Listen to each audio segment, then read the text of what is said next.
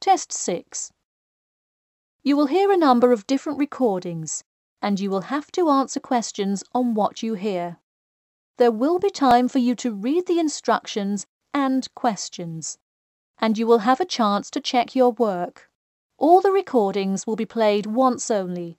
The test is in 4 sections. At the end of the test, you will be given 10 minutes to transfer your answers to an answer sheet.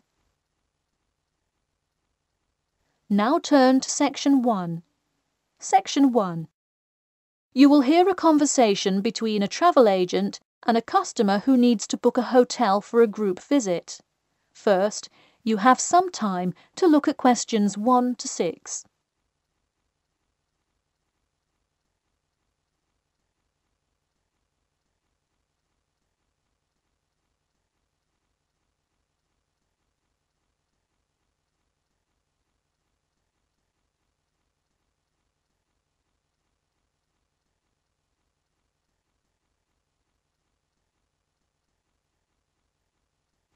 You will see that there is an example which has been done for you.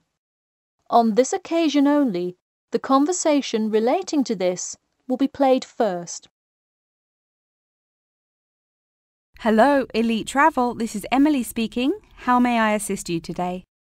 Hi, I have a group visit to plan, and I wonder whether you could help me decide on which hotel to book. I've narrowed it down to either the Winchester, the Royal Hotel, or the Star Hotel. I'm wondering if you have a recommendation. I would be happy to help. Those 3 are excellent choices. If everyone is booking hotel rooms independently, an easy way to do it is online booking. The Star Hotel offers online bookings at no additional charge. It sounds fine. The woman says that the Star Hotel offers online bookings at no additional charge. So, choice B has been written in the space. Now we shall begin. You should answer the questions as you listen, because you will not hear the recording a second time. Listen carefully and answer questions 1 to 6. Hello, Elite Travel. This is Emily speaking. How may I assist you today? Hi, I have a group visit to plan, and I wonder whether you could help me decide on which hotel to book. I've narrowed it down to either the Winchester, the Royal Hotel, or the Star Hotel. I'm wondering if you have a recommendation. I would be happy to help. Those 3 are excellent choices. If everyone is booking hotel rooms independently, an easy way to do it is online booking. The Star Hotel offers online bookings at no additional charge. It sounds fine. Yeah, and you can even book the gorgeous sea view rooms if you act quickly. I'll consider that. It would be great since we're mostly first-time visitors to the area to get a nice view of the water. Now, are there handicap-accessible rooms? Yes, all 3 options have access for the physically disabled. Great. I should also mention that we'll be on a tight schedule, so we won't have much time to go out for meals. Which of these hotels serve food? There is a limited continental breakfast menu at the Star and at the Winchester. For a full restaurant and room service, the Royal Hotel is your best bet. Oh, wonderful. Could you tell me more about the restaurant? Absolutely. In the morning, there is a gourmet buffet or a la carte item, and after 11 a.m., lunch is served in the dining room. Dinners are in a nice, low-key but high-quality setting in the hotel's private dining room, and Fridays feature the house jazz band. How lovely. Is there a group discount? No, sorry, not at the Royal Hotel. Let me check on the others, though. Could I place you on hold for just a second? Sure, thanks. It looks like there is one at the Winchester. 15% off when you book 8 or more rooms. Really? Sold. We'll book at the Winchester. Wait, is it suitable for children, though? We'll have a few little ones in our group, and it would be great to have a way to keep them occupied. Yes, in fact it has a play place that kids just love, with slides and swings and everything. Definitely a good hotel to bring the kids. Okay, great. Before you hear the rest of the conversation, you have some time to look at questions 7 to 10.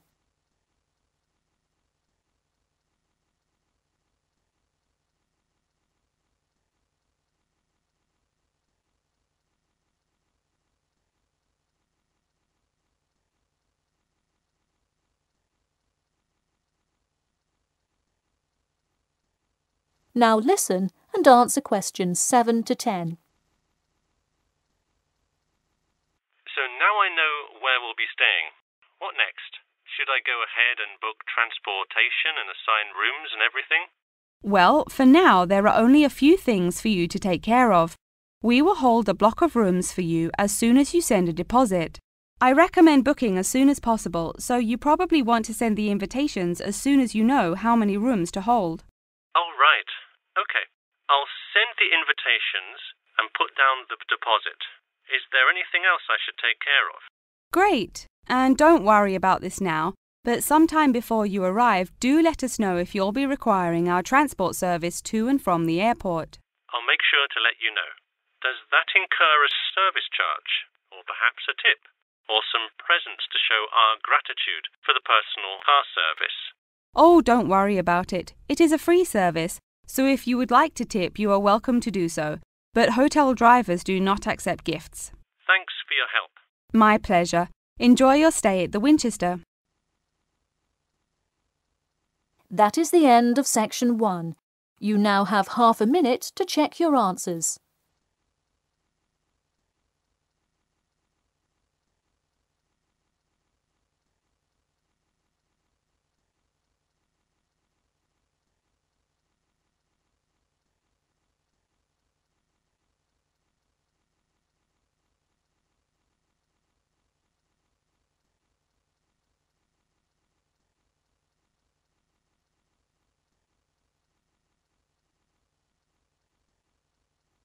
Now turn to Section 2. Section 2. You will hear a talk about the 11th Annual Durham County Car Exhibition. First, you have some time to look at questions 11 to 16.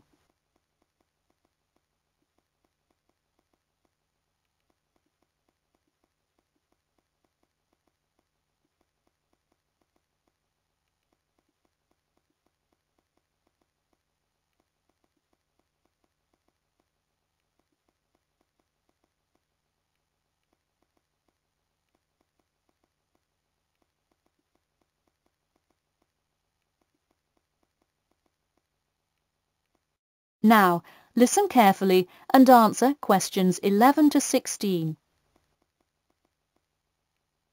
Ladies and gentlemen of Durham, start your engines. Skip Gordon here, inviting you to the 11th Annual Durham County Car Exhibition. That's right, it's that time of year again. Mark your calendars.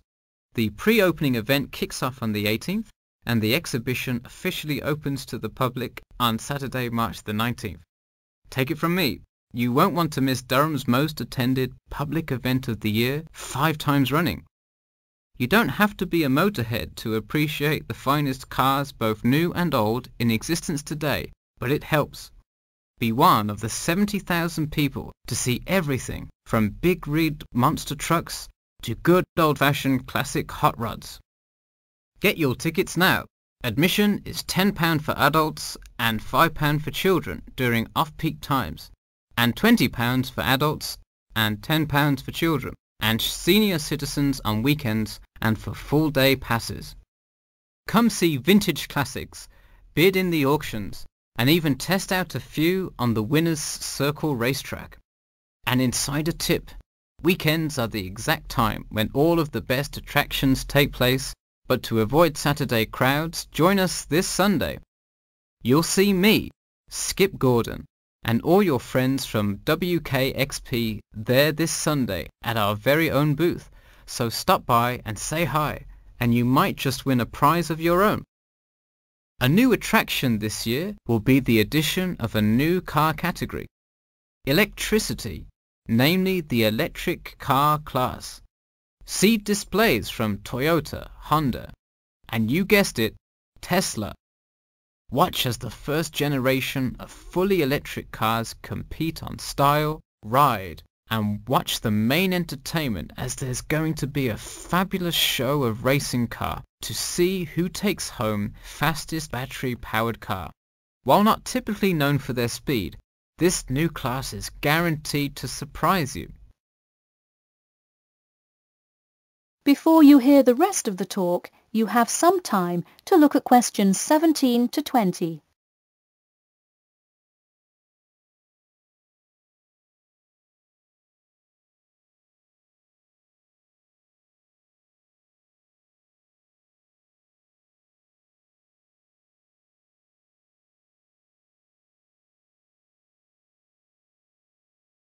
Now listen and answer questions 17 to 20. Get tickets before they sell out. Last year's tickets sold out fast, so we upped the attendance this year. That's right, more seats. But don't wait. Act now and save. That's right, if you buy your tickets before this Friday, you'll get 2 for the price of 1. That's right, 2 for the price of 1. And don't worry, kids. Just like last year, there's something specially for you. Wreak havoc on the road with the Kids Crazy Cars ride, and then race around the Tiny Tykes track in your favourite child-sized race car. Meanwhile, Mom and Dad can take a spin in a ride a bit more than their size. We're rolling out a massive dirt track so you can get behind the wheel and test drive something a little more adventurous. Put the pedal to the metal in a 4x4 SUV as you go over bumps and navigate through twists and turns. You'll want to buckle up. You heard it here. Act now to get in on the fun at the Durham County Car Show before it's too late. Come for prizes, good prices, and good old-fashioned family fun. We had a lucky draw for a new car last year, but this year our main event is the Monster Truck Rally, where one lucky fan will win a chance to experience the thrill from behind the wheel, well, next to the wheel, as they ride with legendary driver Smash Tate. Feel the speed firsthand and talk to a living legend in a true, once-in-a-lifetime opportunity. For tickets, go online to www.durhamcountycars.com or call 1-888-CAR-SHOW now. We'll see you there, and always remember to buckle up. That is the end of section 2. You now have half a minute to check your answers.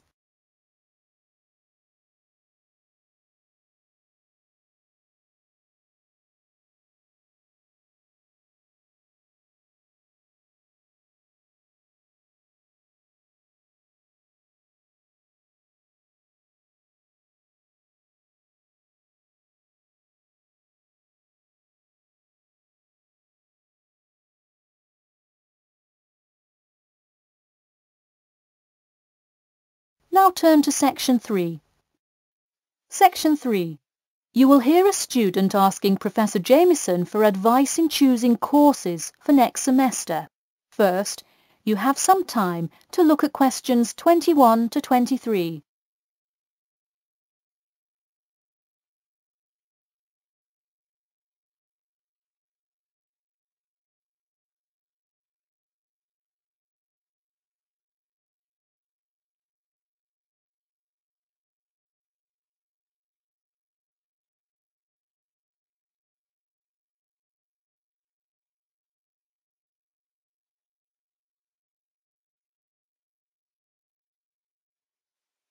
Now, listen carefully and answer questions 21 to 23.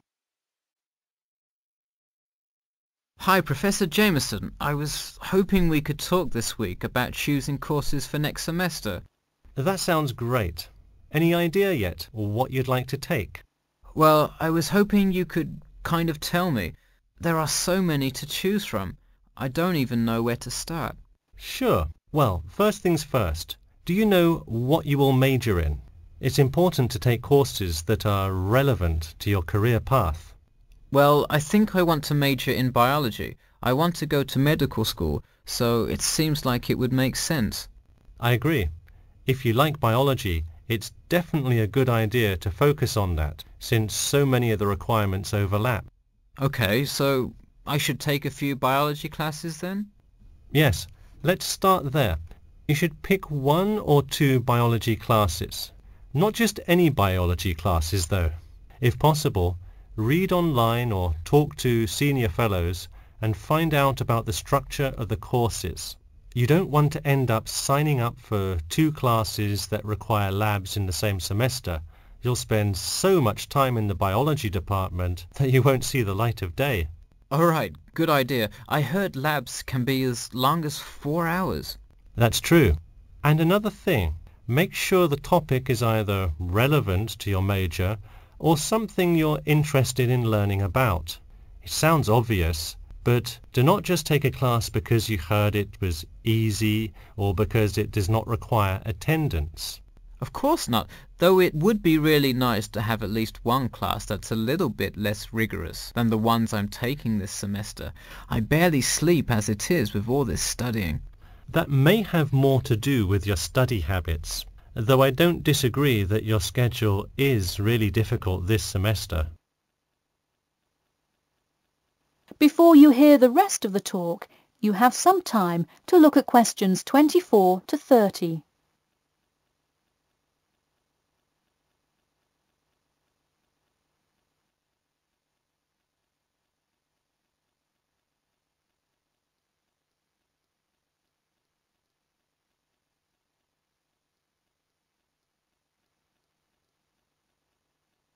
Now, listen carefully and answer questions 24 to 30. So, any idea which biology classes you may decide on for next semester? Well, I was thinking of taking human physiology. It sounds relevant and interesting. I think it is an interesting class, but I would recommend against it. You're already in human anatomy, which also covers physiology, so it would be repetitive and probably not the best use of your time. If I already know some of the stuff, I could take it to boost my GPA a little bit. You could maybe do that, except the professor that teaches it is famous for giving out the fewest A's of any professor. Oh wow, never mind. Now, changing subjects. Have you decided yet on your research topic? Well, I actually decided I don't want to do a research paper. I'm going to do a dissertation instead. I think I will much more enjoy coming up with a thesis and finding all the details to support it. I see. Didn't you already do some of the research though? What happened to that? Well, I started doing research, then the more data I collected, the more complicated things got. I realized I would have to take a lot more steps to randomize the sample, and then I realized I would need to control for more factors. I see. What kind of data collection did you do? I interviewed employees at the water treatment facility after Professor Dickinson recommended it. I understand. Well, the research paper could be much more outside work, but it may be worth it if that is what you're interested in. No, I am a lot happier just doing the dissertation. That's fine with me. Just remember, you need to finish your first draft and send it in soon. It's already the middle of February. Oh wow, it is, isn't it? I just have to finish it by the end of March, right? Yep, but don't forget, the date will really sneak up on you. Okay, I'll make sure to set reminders in my calendar. And who do I talk to about registering my dissertation? You should go to the department office and then talk to the secretary. I thought I needed to talk to the department head. Not for registering. If you need help developing your dissertation, that's when you should go to the department head. Ah, I see.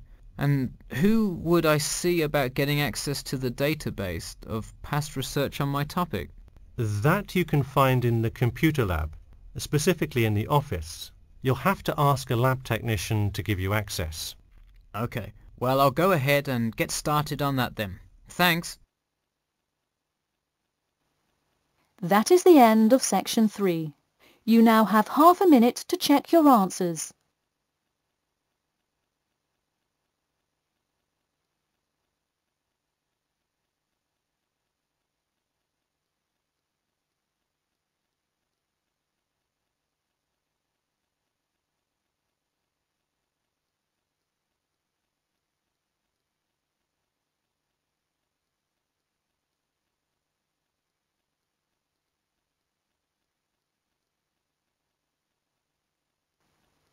Now turn to Section 4. Section 4. You will hear part of a lecture about the role of sleep in humans and animals. First, you have some time to look at questions 31 to 40.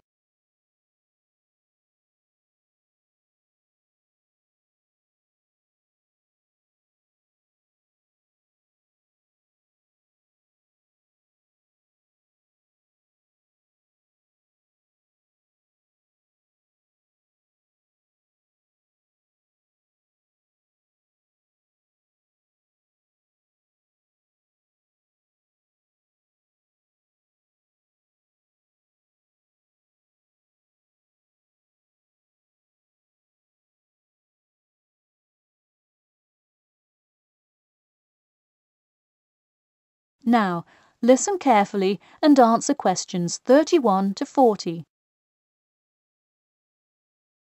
Good morning, everyone. In today's lecture, I'm going to talk about the role of sleep in humans and animals. Of all the biological processes in the animal kingdom, sleep is perhaps the most important. A human can survive for almost 2 weeks without eating, but did you know that 1 week without sleep can be fatal? It's even worse for animals, especially for those who must avoid predators. Without sleep, an animal is much less capable of avoiding an attack. This is the case for all animals, whether they are reptiles, mammals, or fish. Let us look now at how different animals sleep, reasons for their ways of rest, and the potential problems they might encounter. In marine life, sleep must be balanced with breathing. For example, the dolphin must float to the surface as it sleeps in order to breathe. Like other large sea mammals, they keep one eye open and one half of the brain awake at all times to maintain some amount of consciousness required to breathe and to watch out for possible threats. They sleep with only one brain hemisphere in slow-wave sleep. Birds also have unusual sleeping patterns, mostly due to being constantly on edge in the presence of numerous predators. They usually sleep quite lightly. For example, Swainson's thrush, also called olive-backed thrush, is a medium-sized thrush that takes hundreds of naps during the day, each of which lasts just a few seconds. While migrating, migratory birds tend to function well on micronaps. Horses, on the other hand, do most of their sleeping standing up. Scientists think that horses developed their habit of sleeping upright as a defense mechanism, a way of protecting themselves against predators, and a standing position keeps a horse in a constant state of readiness to race away if danger should approach. Also, horses do occasionally take short naps lying down. Horses are heavy animals with big muscles, but their bones are surprisingly delicate, so lying in one position for a long time could well injure a horse. Just like humans, animals can also have sleeping problems. Dr. John Hendricks and Adrian Morrison from the School of Veterinary Medicine, University of Pennsylvania in Philadelphia, determined that certain diseases were primarily associated with the sleep states in animals. In their research, they emphasized that because so much in this area still remains unclear, animal models were very important for studies of sleep disorders. The physiology of sleep in animals is similar to that of humans.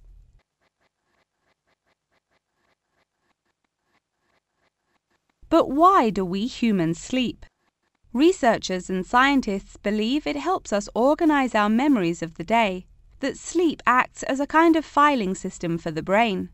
Without it, our thoughts become disorderly and confused, which leads to increased likelihood of accidents and a tendency to say and do bizarre things. Researchers also believe that sleep plays a key role in learning. We sleep so that the brain can integrate new knowledge and form new associations. Because of the similar sleeping pattern to that of humans, rats are often studied in order to increase our knowledge of human physiology. In one study, rats were kept awake for almost 2 weeks and their behavior was observed.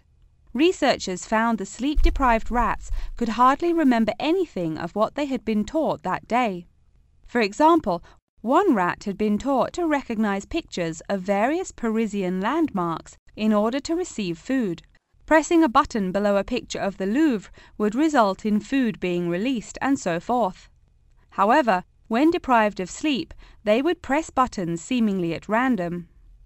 In addition to rats, the fruit fly, a small insect that feeds and breeds on spoiled fruit, also has been used as a model organism, and thousands of scientists around the world work on it. But why was the fruit fly chosen to be studied? It was for practical reasons. The most important one is that the relationship between fly and human genes is so close that the sequences of newly discovered human genes, including genes that show a susceptibility, can often be matched against their fly counterparts. This provides an indication of the function of the human gene and could help in the development of effective drugs to help people with sleeping disorders. Therefore, many scientists today choose to study the genetic structure of the fruit fly, which could make a particularly important contribution to the understanding of developmental processes in humans. In conclusion, sleep is a necessary part of life, not just for humans, but for the entire animal kingdom. Now, I'd be happy to answer any questions you may have. That is the end of section 4.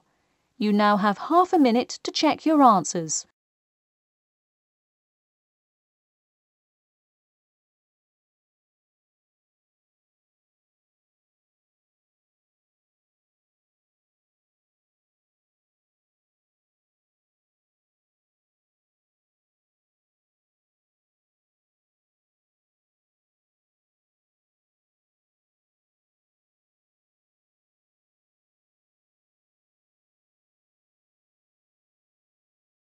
That is the end of the listening test. In the IELTS test, you will now have 10 minutes to transfer your answers to an answer sheet.